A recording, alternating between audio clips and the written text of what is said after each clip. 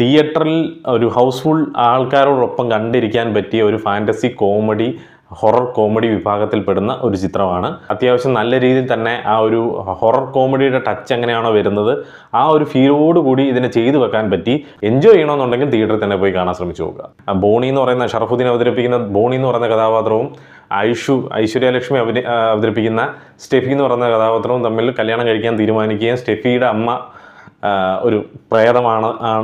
അപ്പം അവർക്കിഷ്ടപ്പെടാത്ത ഒരു മരുമകനെ കെട്ടുന്നു എന്നൊക്കെ ഉള്ളതിൻ്റെ കുറേ കോംപ്ലിക്കേഷൻസും അതിൽ നിന്ന് എങ്ങനെ മുമ്പോട്ട് പോകുന്നു അല്ലെങ്കിൽ എങ്ങനെ അതിനെ തരണം ചെയ്യുന്നു എന്നൊക്കെയുള്ള ഒരു അതിനകത്ത് ഹ്യൂമറും കാര്യങ്ങളൊക്കെ വെച്ചിട്ടുള്ള ഒരു സംഭവമാണ്. ഹൊറർ കോമഡി എന്ന് പറയുന്നത് തന്നെ ഒരു സക്സസ് ഫോർമുല ആയിട്ടുള്ളൊരു ജോൺറാണ്.